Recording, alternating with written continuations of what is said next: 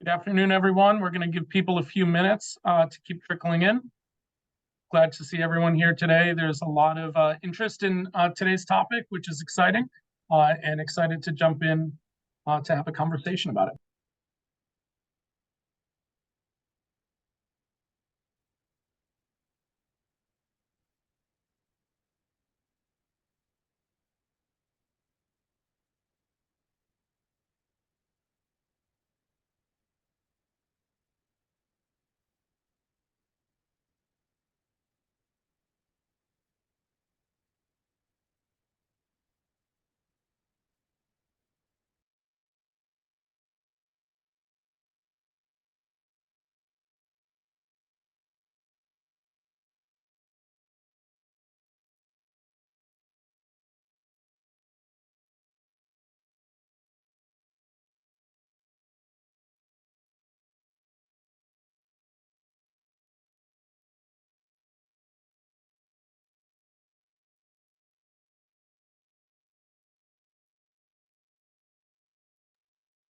All right, we'll give people about another 30 seconds to come on in, and we'll get started then.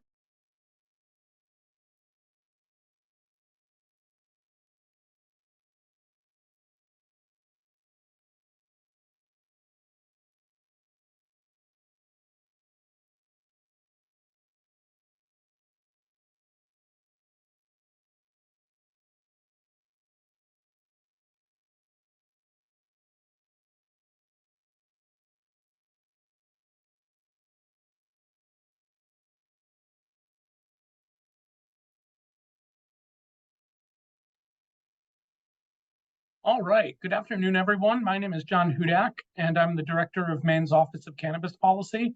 It's my delight to welcome all of you today for what is the third installment in our Cannabis Conversation series. We've had these going on throughout the year. Today's topic, as I mentioned, as people were trickling in, is so far our most popular one in terms of the number of registrations. We're going to be talking about cannabis banking. As many of you know, access to banking remains a real challenge for cannabis businesses and regulators in all states. And Maine, of course, is no exception. It's difficult for many businesses to get a cannabis bank account in Maine, and that problem is concentrated in particular areas in Maine that really have cannabis banking deserts for a variety of reasons.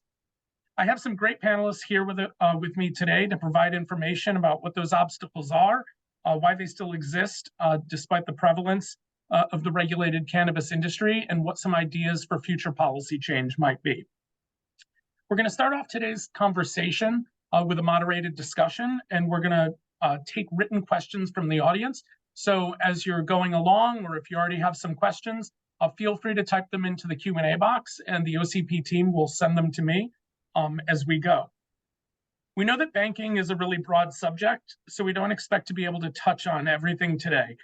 We hope that this will be the start of a continued conversation around financial services and the challenges as they relate in the cannabis industry.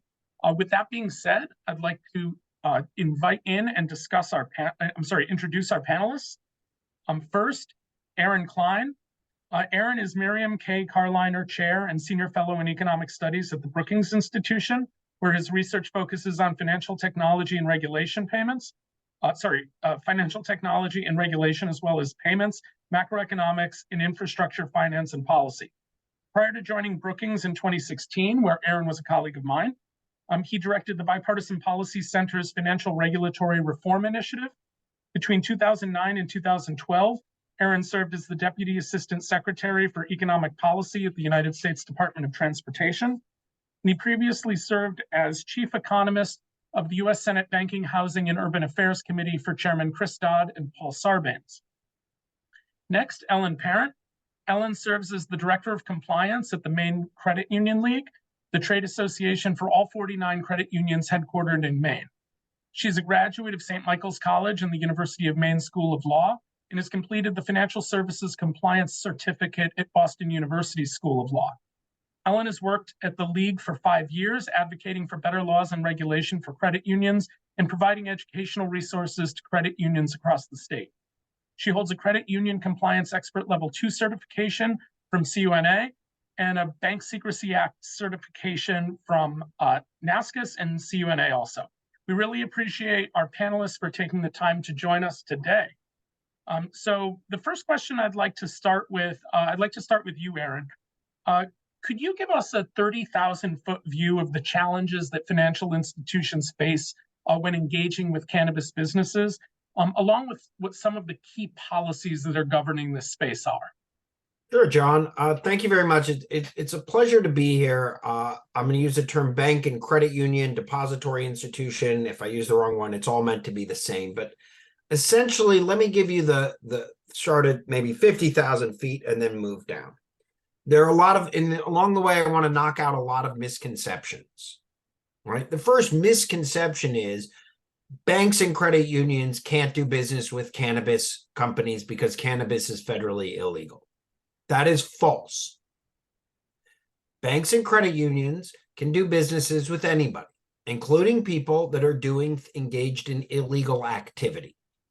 In fact, to some degree, law enforcement wants banks and credit unions to be engaged with people who are dealing with illegal activity because it helps them track the money, which is to track the crime. So what banks and credit unions are responsible for is something known as knowing your customer, KYC. And knowing your customer is how banks and credit unions comport with their responsibility under anti-money laundering and the Bank Secrecy Act. Basically, the theory goes as follows. Banks and credit unions are supposed to know their customers. If they believe that their customers are engaged in suspicious activity, they are illegal activity, gaining funds from illegal actions, they are required to report that suspicious activity. And there's both clear definitions of suspicious activity, taking out more than $10,000 in cash, structuring deposits repeatedly to avoid that $10,000 limit, et cetera, and so forth. And then there's generic, you should just know better. It seems a little bit odd.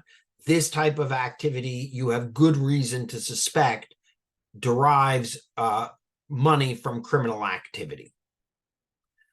Banks then report that activity to law enforcement, particularly to the Financial Crimes Enforcement Network, known as FinCEN, which is an arm of the Treasury Department where I worked.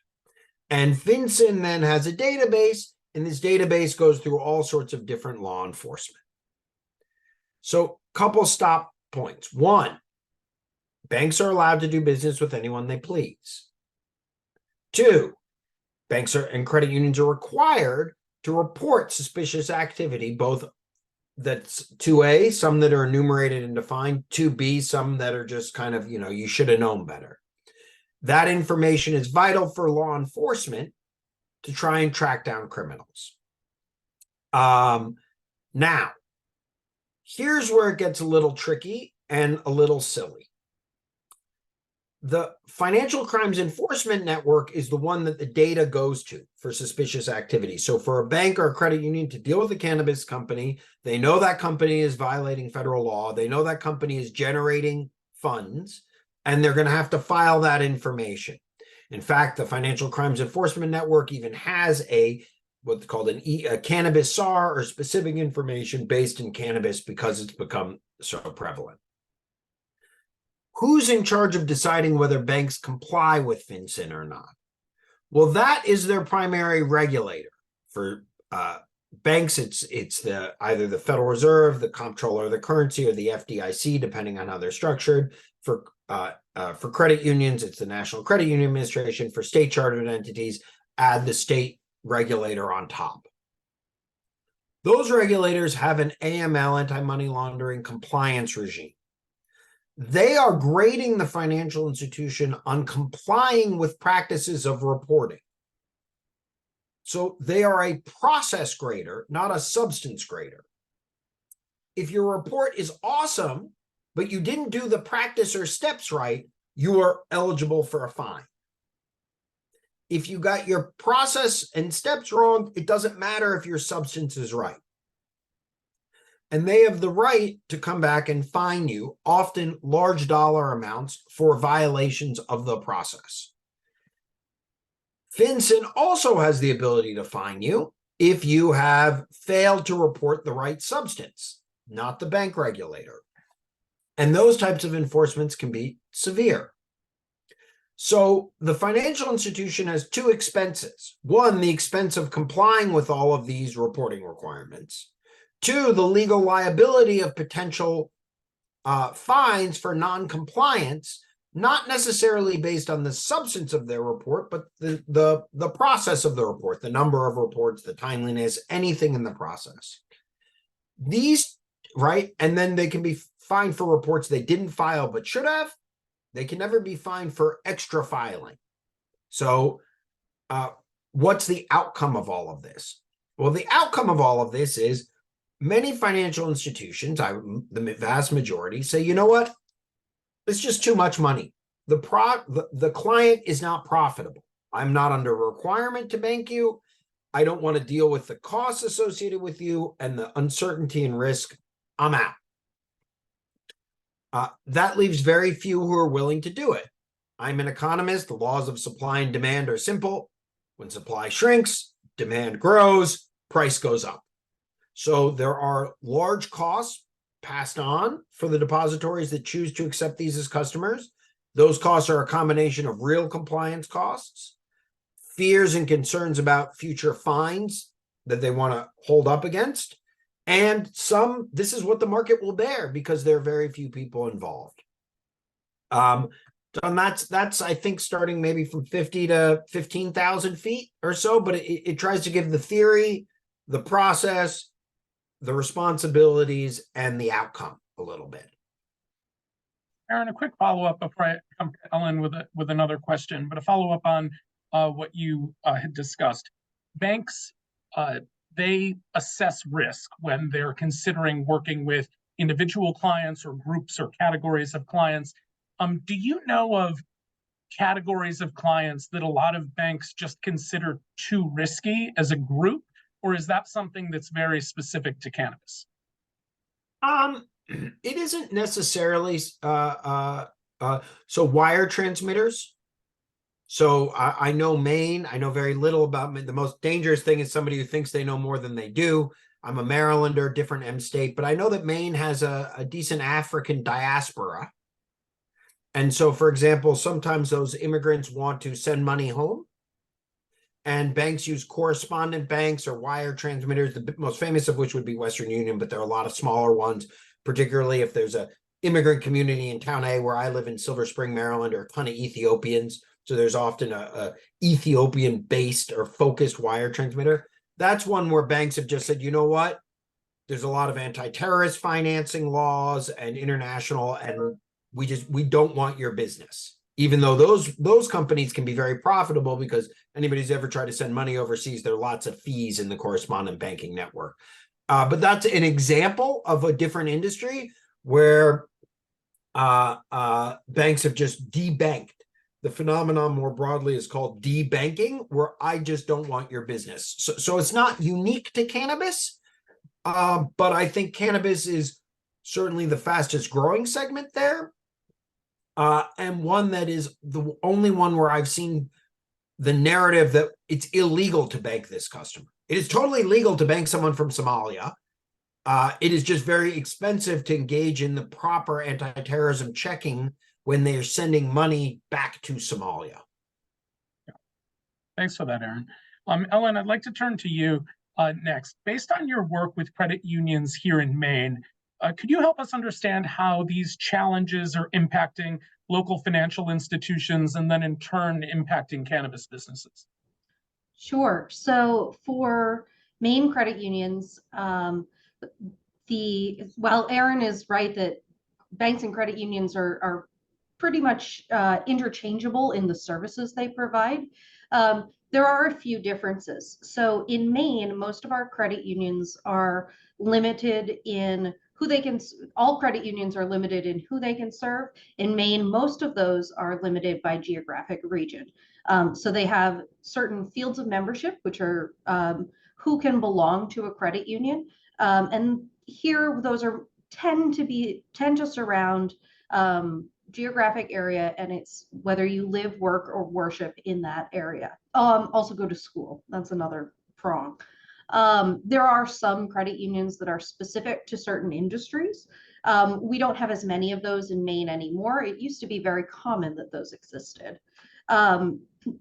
So that's one distinct difference from banks.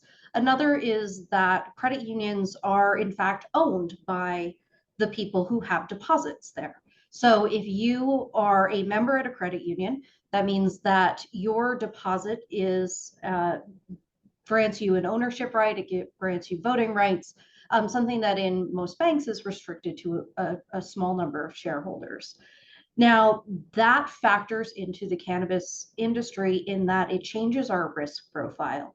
So for credit unions, it is often more, they are often more conservative about how they invest and who they are willing to lend money to on the basis of risk, because the profits are then redistributed to their members either through dividends, through better rates, or through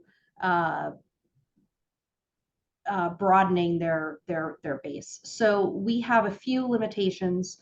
That higher or that more conservative risk profile means that the costs of complying are often so high for our credit unions that it becomes prohibitively expensive.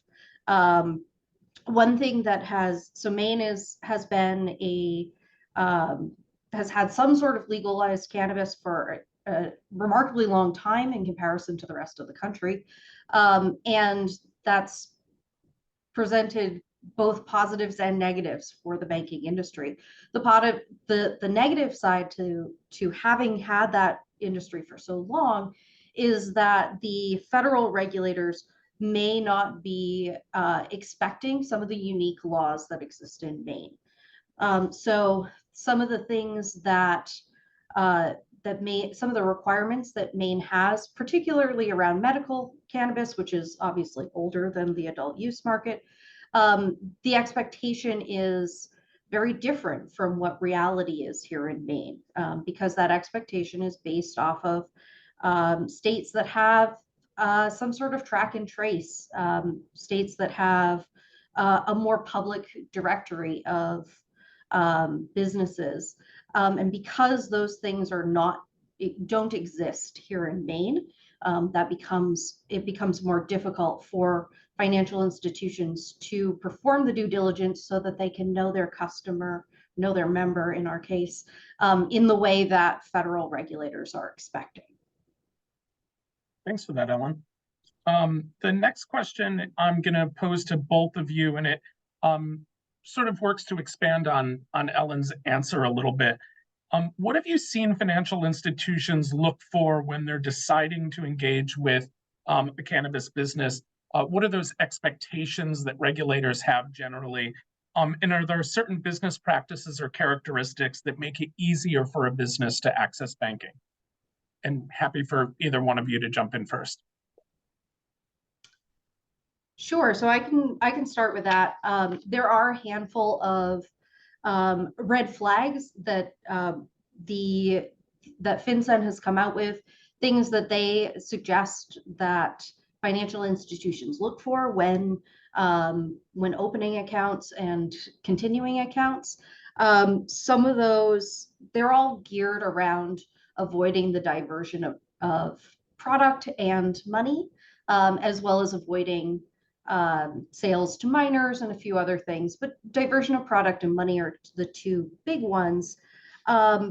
Things that make it really a lot easier for financial institutions to bank cannabis include things like sales records. If you have a point of sale system, that makes it significantly easier for us to manage with it. Providing information about who your ownership structure provides a huge advantage, because that is again part of the process to establish an account. And having information about, where do you have other accounts, what other accounts, what sort of income you expect to be bringing in, are all pretty useful pieces of information for financial institutions. Now, Aaron, I want to hear from you, but before we jump to you, Ellen, the things that you described there, business records, ownership structure, the spread of accounts, correct me if I'm wrong, those are pretty standard things that regulators and financial institutions would look for in any business that they were considering. Correct. Yeah. So those are non-unique to the cannabis industry. Those are all things that are required through the Bank Secrecy Act. They may ask for a little bit more information at times, especially when they're establishing and trying to understand how the business works, because this is still an emerging industry. So they may want a little bit more information so that they have a sense of what should we be looking for, what looks normal for your business structure. Yeah, the ownership structure, however, that information is standard for all businesses. And you always want to know what kinds of sales and what kind of inflows you could be expecting when opening a business account. Aaron? Yeah, so I'll just start with business and then transition to regulators. The first thing I've seen on the bank side is, do they already have a cannabis customer? There's kind of a fixed cost of, I'm going to do this, and then I'm in. If I'm in, I'm in. If I'm in for one, I might as well be in for as many. I have a process, I have a procedure, I'm willing to take the risk. And so that's kind of the one thing I've noticed. On the regulator side, the regulators matter a great deal. The regional Federal Reserve Bank, I've noticed, has a huge impact. This is not just for the state member banks who are directly regulated by the Fed, but the Fed controls access to the payment system for all banks and credit unions. And so some regional Federal Reserves, most notably Kansas City, have been extremely anti-cannabis and used every tool at their disposal to dissuade financial institutions from engaging in cannabis, including threatening their access to the payment system. Maine is hardly alone among states in New England under the Boston Federal Reserve. It's not quite like Colorado was with Kansas City, kind of out on an island. And so in that regard, I suspect people in Maine are a little bit better off than they are in other places. And that different regulators, whether it's a credit union regulator, the national bank regulator, those have seemed to make a big difference. Lastly, banks try to create some sort of rule of thumb for whether or not you are a cannabis business. So as a technical matter of law, the bank needs to report any illegal money that comes in. And then the question becomes, well, how do I know that everything was deposited, right? How do I know every dollar the restaurant put into the account actually came from the restaurant and wasn't, this or that or commingled? And often what I've heard informally, and nobody should rely on this other than kind of water cooler information, is some banks talking to their regulator about the so-called 10% rule. That if under 10% of the revenue comes in, so this is, for example, I'm a commercial property owner and I rent to 8 stores, one of which is a dispensary. Does that mean that my commercial bank account, because the first level of conversation that we've had is about cannabis providers themselves, right? Then you have cannabis service providers. I've heard stories about cleaning companies having their bank account threatened because they did cleaning things, armored car services, other processors. And this idea that, well, if it's less than 10% of your income, say from rental or this or that, that's not a hard and fast rule. That seems to be somewhat informal. It's not across the board. But it also, to some degree, explains some of the commercial real estate and other issues at play here, as some cannabis companies have struggled. Some businesses that are not directly in the cannabis industry have still struggled with banking services based on taking some revenue from cannabis people. Great. A quick follow-up there. Have either of you seen good public resources out there from either regulatory authorities, from trade associations, stakeholder groups, et cetera, that lets cannabis businesses know how they can position themselves to have a better chance of access to cannabis businesses based on some of the issues and flags that you both just discussed? The San Francisco Fed did some interesting stuff to banking. I remember at one point I looked and they had webinars and they had documentation. The Kansas City Fed pretended like it didn't exist. It was really kind of stunning. They were like, you just put in the word cannabis, 160 things popped up in San Francisco and 0 popped up in Kansas City. I think some of the banking trades, the American Bankers Association, I've done things. Some of the credit union trades may have as well. I know they've taken different positions at times on the federal legislation. And so it varies a little bit. Yeah, and I'll just say I'll plug our the Maine Credit Union League website. We do have a page dedicated to explaining why credit unions are asking for certain information, as well as explaining sort of what the federal guidance that's out there is. I will say, so financial services is an industry where you have literally textbooks of regulation and guidance from the federal government. And the amount of information on cannabis banking that's out there is relatively limited when we're talking about true guidance that they have published.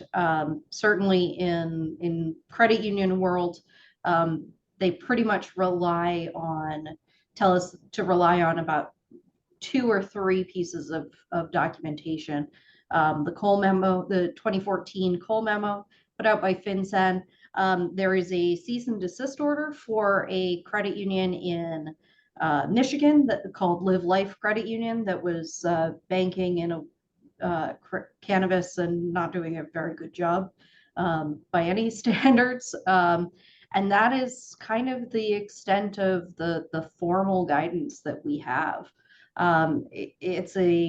There are things out there, but it is a strange world where we are relying on the federal government to give us advice, but the federal government in a lot of ways is hesitant to do so because it is still a Schedule I drug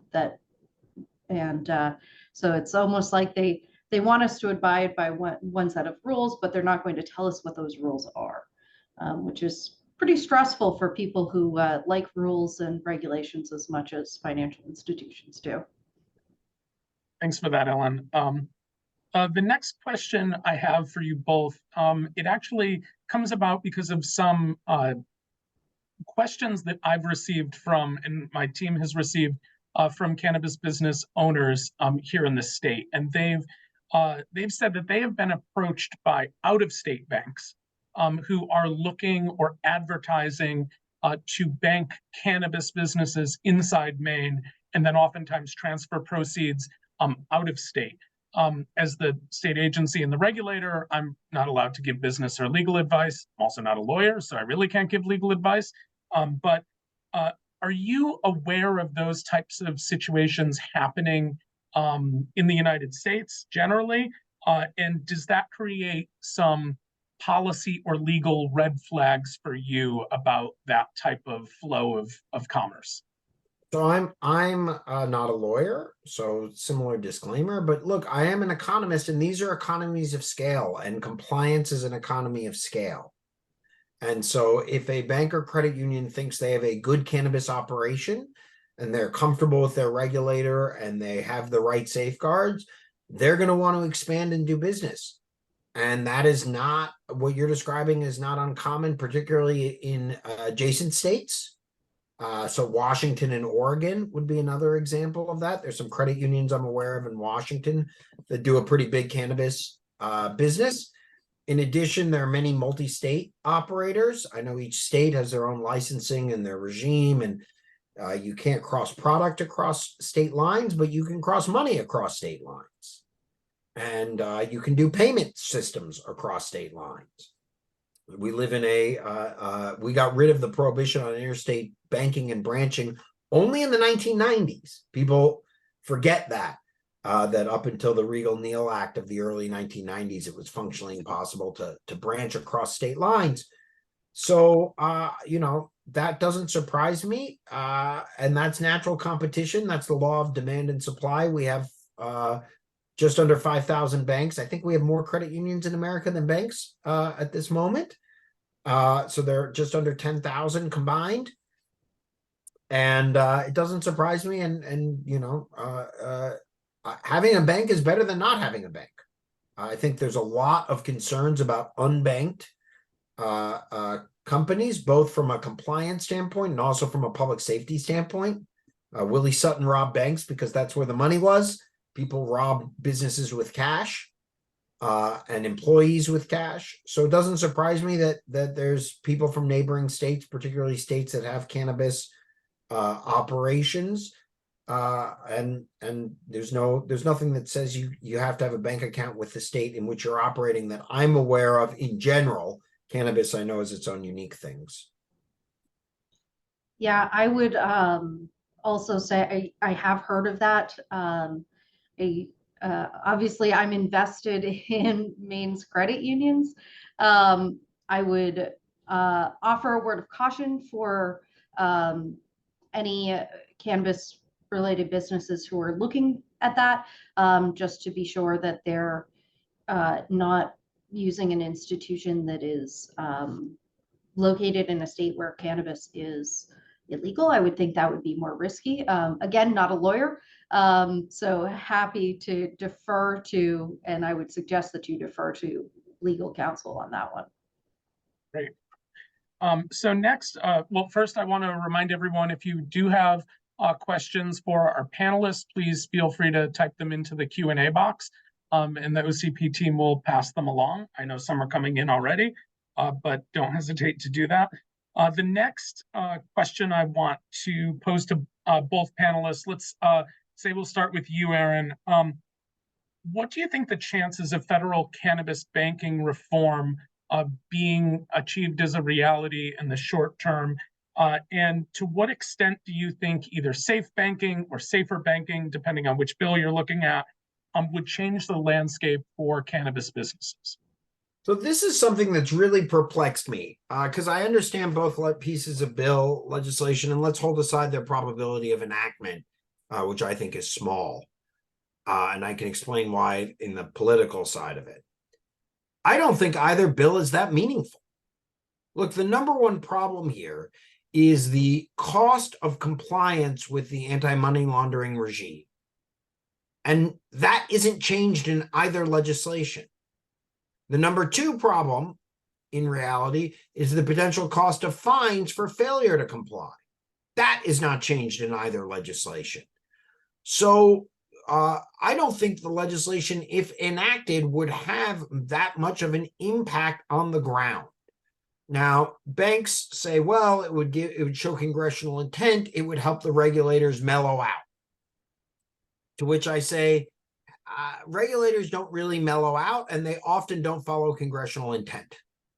And so sometimes they'll mellow out against Congress's wills on some things and ignore Congress in other places. So the legislation doesn't address the core problems structurally that drive up the cost.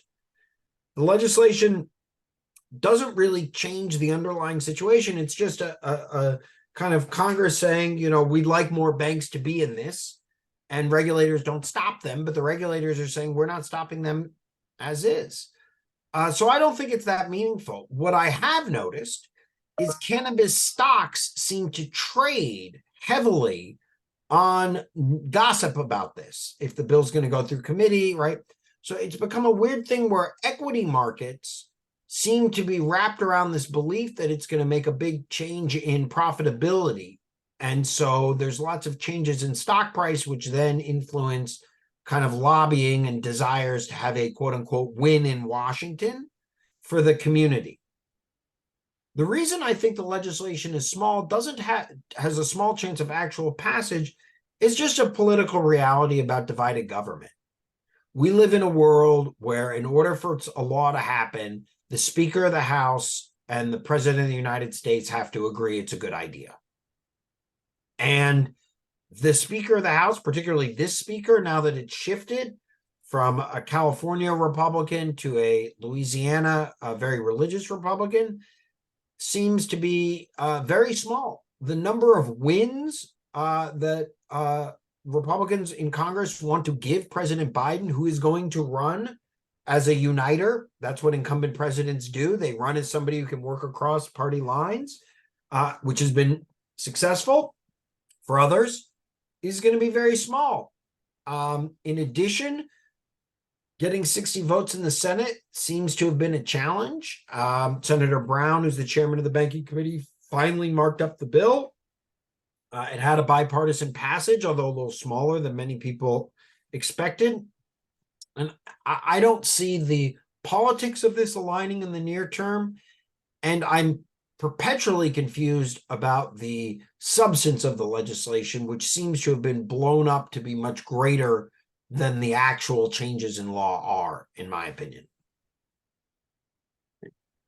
Yeah, from the credit union league perspective, we have long supported the bill. I think that what Aaron says is not incorrect. I think it is not a panacea for to make all cannabis banking good and cheap and available. We view it as a little bit more of a safeguard for credit unions where they consider the risk to be too high. I think that it would not change some of the it would not change all of the regulatory response. In particular, the differences between the adult use market and the medical market. Because of the way the medical market is built here in Maine, it is not something that federal regulators really understand and are willing to work with. I don't think that will change under the Safe or Safer Banking Act. We are lucky here in Maine that all 4 of our delegation are firmly in support of the Safer Banking Act and improving access to financial services for cannabis-related businesses. But unfortunately, our House members are both Democrats. They both are now in the minority. And it seems unlikely that the bill will be brought to the House floor. Even though it has passed the House, I think we're up to 7 times in the House. So we have sort of flipped in who's willing to pass this bill now.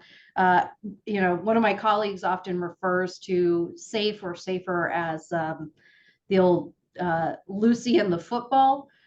We keep on thinking we might get it. We might get some relief. It is going to not change drastically, the cost of compliance. And again, it's still going. I think that the federal regulators are still going to be looking for, what sort of tracking do you have? What sort of verification do you have that you were not diverting product to other states or to illegal, cartels or whatever illegal means they have. So I think that there might be some relief in Safe or Safer Banking Act, but it's probably not going to solve the majority of the issues. If I could just piggyback for one issue, because Ellen and I are largely in agreement, and I'm glad to hear that Maine folk, because there have been some issues. The difference between safe and safer, the R, has to do with the question about reputation. That is, the House changed the language in the prior versions of the bill that had dealt with reputational risk.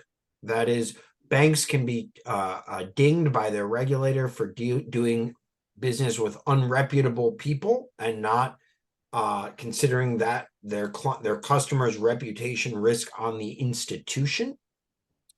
There'd been a desire to change that legislation, the language in the legislation more broadly, not just impacting cannabis, but dealing with other folks, payday lenders, other potential folk.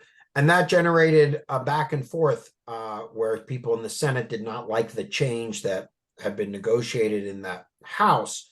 At one part in time in that process, one of the federal credit union trades withdrew their support for the legislation unless the broader reputation risk was addressed. Now, eventually, that language, a compromise language, was agreed upon in the Senate that narrowed it back down, and the credit union trade came back. I was a little shocked at that. That was one where, you know, from my experience, credit unions are more engaged in cannabis banking than banks, and this was a fight more had nothing to do with cannabis, had to do with relitigating issues about banking payday lenders, which is something I think credit unions are less involved in doing. They have member business restrictions, as Ellen pointed out. And it was a very bizarre position for a national trade, I thought, to be on, particularly since the American Bankers Association always supported the bill. So, you know, folks in Maine, keep not just a great thing on what your state is doing, which sounds fantastic to me, but make sure the federal folks are following through with what they hear on the ground as well, because sometimes there's a little leakage between the lip and the of the cup and the mouth in Washington, and some of these federal trades can get a little unaligned with, I think, what's in the best interest of the majority of their members. Well, thank you guys for the moderated discussion portion of the panel. As usual, when I talk to both of you, I end up learning a lot, and I did today. I'm sure that our participants have too. So we're going to jump to some audience questions.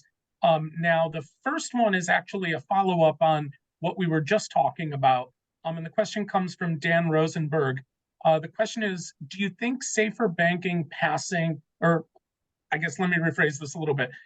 Do you think safer banking has a higher or lower chance of passing if and after cannabis is rescheduled from 1 to 3? Or do you think that doesn't impact the conversation? I would say rescheduling cannabis would increase the probability of passage, but not that meaningfully. So I think you have a very low probability of passage. I think the rescheduling makes it more likely because it makes the legislation, it kind of takes the wind out of the sail of the opponents. The flip side of that, it takes a little bit of the wind of the sail out of the proponents. And there'll be questions about whether regulators change their rules. I don't expect to. You know, the level of illegality of a federal action is not proportional to whether you have to file a banking report on it. You know, whether it's, you know, what level of crime it is not a determinative factor. So I think it would have a small change in the effect, net positive, but you're talking, you know, I hate putting numbers on things, but you're not moving the needle much. Yeah, and I would say maybe I'm a little more optimistic, which is an unusual place for me to be. But I think that I couldn't say to how the rescheduling would impact the passage. I do have some hope that it might change the regulators' approach. Because, you know, as Aaron said, sort of first off, really the problem is the way the regulators enforce this and the concern that financial institutions have for the cost of compliance. So if it were to change, it would be, I think, much more meaningful if the regulators adjusted some of their expectations and requirements. So another question sort of down the same path, but away from safer banking, comes from Jackson McLeod. Jackson asks, how will descheduling cannabis, removing it entirely from the schedules or outright legalizing cannabis congressionally, affect banking? Well, that would be tremendous. So in that case, you wouldn't have to file suspicious activity reports. You wouldn't be under the know your customer provision because you wouldn't be engaged in a knowing illegal activity. You wouldn't have to do any of these filings, and it would be a complete game changer.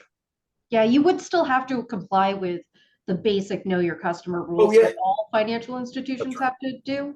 But it would certainly change the game because there would no longer be an illegal act involved in That's right. in these organizations. Ellen's exactly right there.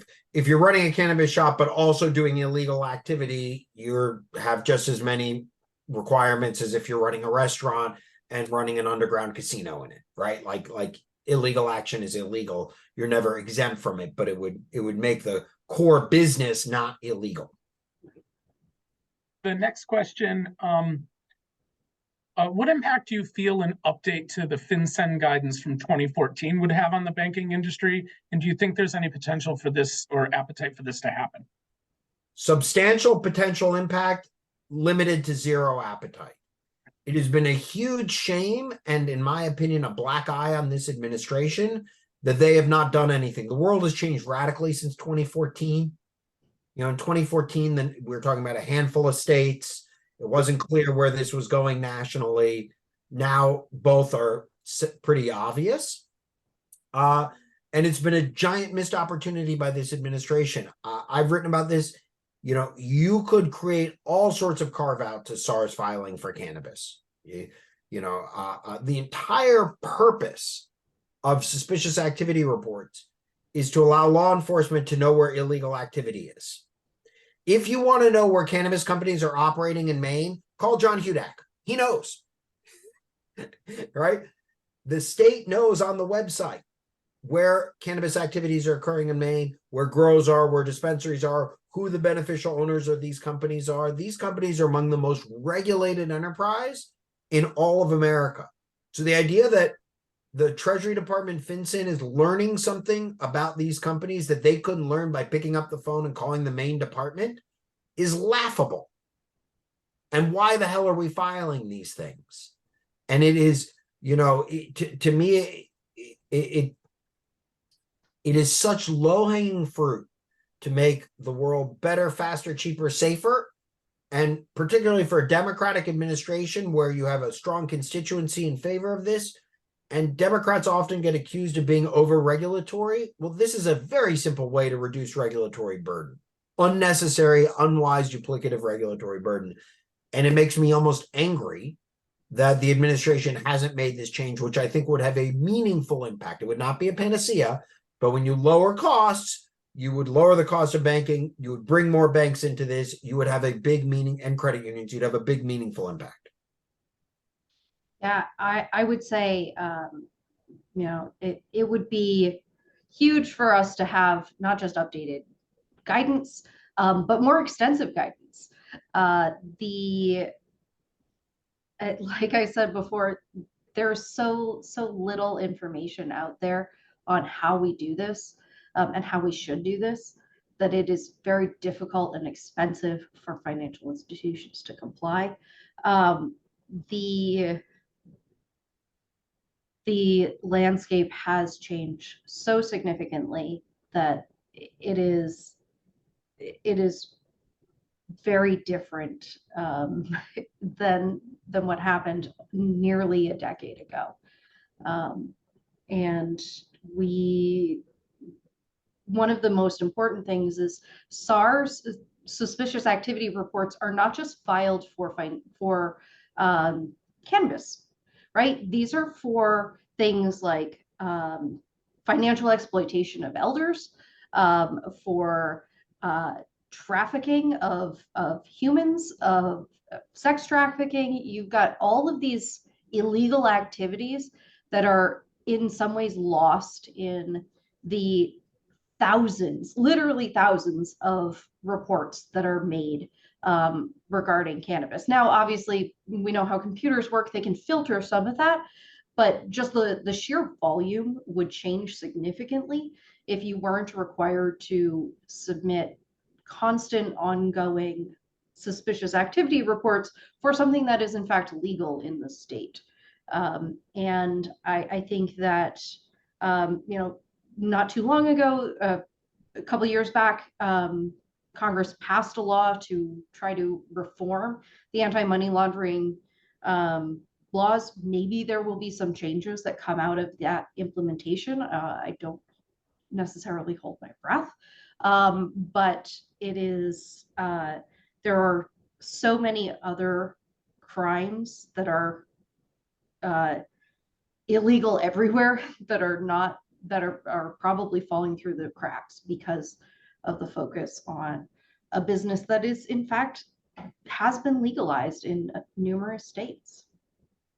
Yeah, and I think it's a good point that both of you have brought up throughout this conversation today, and that is that yes, stigma exists about the cannabis industry, and I'm sure stigma exists within banks, but at the end of the day, banks are going to get over stigma real fast when you lower their costs of doing business with a certain industry, and that's the name of the game. And so when you're looking out at potential policy reforms, you're looking out at potential statutory changes, work in Congress, like thinking very directly. And as you noted in your discussion of safer banking, Aaron, thinking about how will this lower costs to financial institutions? And if the answer is zero, then that tells you a lot about what the change might actually be. The next question from the audience is from Alan Gee, and I'm going to start with you, Ellen, and then Aaron, if you have a follow-up. Who sets fees up for credit unions to deal with the cannabis industry? Sure. So credit unions, they set their own fees.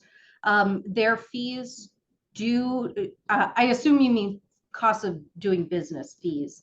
If we're talking about fees from or fines from the federal government, that's a different side of things.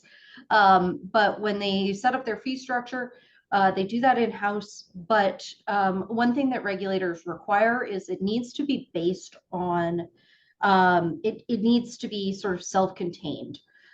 So if you are banking one industry, and there are significant costs of doing that business in that industry, those costs need to be borne out by the industry that is to whom you are providing the service. So for credit unions, what that means is that the fees for your accounts need to pay for that extra compliance staff, needs to pay for the processing, and you can't burden the rest of your membership on the basis of those costs. That's something that has come down from our regulators. I know it caused some consternation amongst the community a few years ago, but unfortunately, that is the sort of the structure that we have to expect. Aaron, did you have a follow-up? Are you good? No. I think Okay. that's right. The next question I have, and feel free either of you or both of you to answer. It focuses on lending constraints, and it notes that some credit unions at least, are willing to hold deposits, but much less willing to provide financing. And this question is about credit unions in Maine. Most of the banking, if not all of it, is through credit unions, but I know this question pops up for banks as well in other states where they're larger players in the cannabis space. Can you talk a little bit about why that's happening? Oh, Aaron, you are on mute. I will let you go first. There's a business member lending constraint about the size of business member lending that credit unions are able to do, and I'll let Ellen get into details on that. But it can come across in a couple ways. Deposit taking and depository processing is one thing. Lending is another. There's several well-known constraints on lending. First is the distinction between small business and new business, which is often misunderstood. All new businesses are small. Many small businesses are old. Most banks, as a matter of internal process, generally do not lend to entities on a business loan on an unsecured basis with less than 3 years of financial data. That's not true across the board, but that's a rule of thumb. And in a lot of places in this industry, it is not more than 3 years of full calendar year or full fiscal year tax records and other records that you can go. That's one. Two is collateral. This has come across a lot in agriculture lending in hemp, but in other places where a restaurant gets a loan while they have food equipment, kitchen equipment, tables, chairs, etc. A lot of places do inventory lending, where the bank lends against the inventory that the entity has. A bank cannot take into possession controlled substances. So there's a as cannabis companies look for bank funding, there's one, there's time in business. Two, there are collateral questions. And then three, keep in mind that a loan for a bank is an asset. Not for the borrower, it's a liability. For the bank, it's an asset. So the regulator is judging it on the quality of the asset, which then is a question of what's its future look like? What would happen if you had to sell it? So banks often make a loan and then sell it. Fannie, your mortgage is a classic example. They securitize loans as opposed to hold it on their balance sheet. A lot of people kind of have an old-fashioned model of banking in their mind from It's a Wonderful Life, where I go to the bank, I get a loan, the bank takes that loan, and then they use it for deposits, or they, your money goes for Jimmy's car and so on Sue's house. Modern banking is a lot of distribution to capital markets. Your credit card is largely securitized. Your car loan is largely securitized. Your mortgage is largely securitized. That is, the bank bundles it and sells it. So that market doesn't exist. So as a result, the bank would have to hold a capital charge, and lending on, quote unquote, on portfolio, on balance sheet, is a more expensive process for banks. And many banks aren't interested in that, particularly with assets that are non-fungible, non-liquid, and difficult to sell, which I would presume would be the case for a lot of small business cannabis lending. Ellen?